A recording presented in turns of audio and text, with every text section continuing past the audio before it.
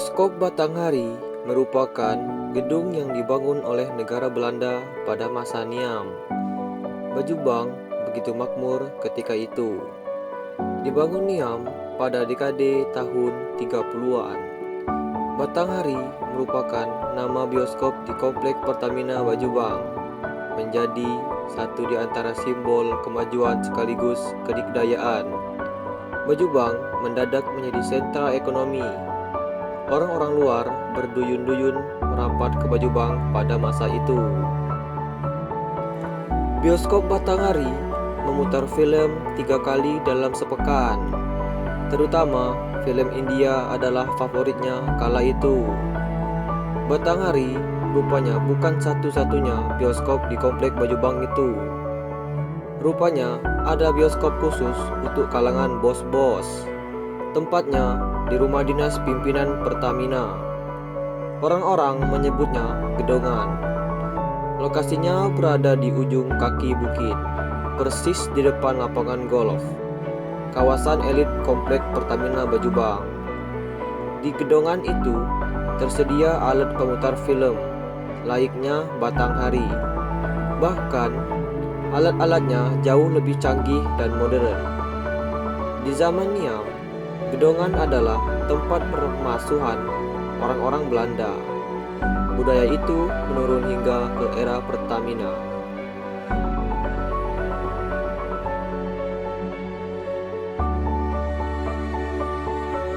Pada masa itu, Jepang sengaja membangun lubang Jepang pada saat mereka sedang menguasai kota minyak Bajubang. Mereka membangun lubang Jepang itu sepanjang 1 km yang dindingnya menggunakan rangka baja yang dulunya dimanfaatkan sebagai benteng pertahanan tentara Jepang, menghubungkan dari markas keluar dan tempat bersembunyi pada masa itu.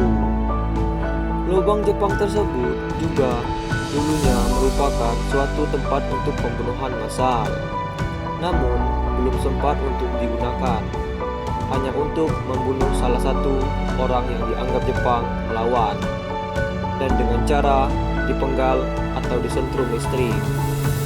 Saat ini, lubang tersebut masih bernama Lubang Jepang, tapi peninggalan sejarah Jepang tersebut hingga saat ini tidak dapat berfungsi karena tidak terawat lagi.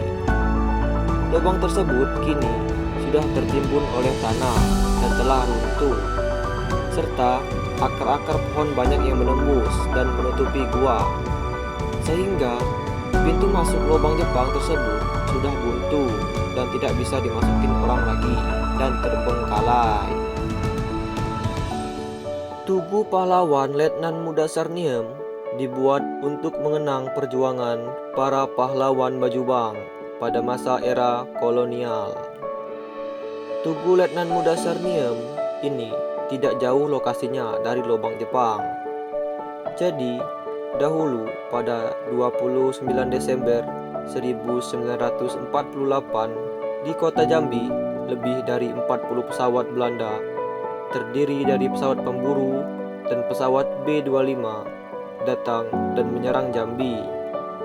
Pesawat tersebut menerjunkan pasukan di daerah penghasil minyak termasuk di daerah Kecamatan Bajubang.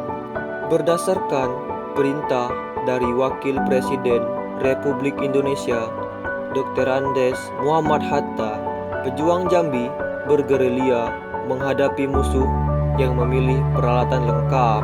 Untuk menghadapi pasukan Belanda, pejuang pasukan dari Kecamatan Bajubang membunuh hanguskan kota, desa, dan jembatan.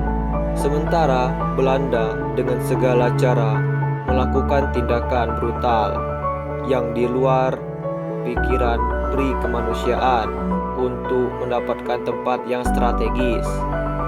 Di sini ada 6 pejuang Kecamatan Bajubang yang dinamakan pasukan seksi Letnan Muda Sarniem yang terbunuh dan gugur sebagai kusuma bangsa ini.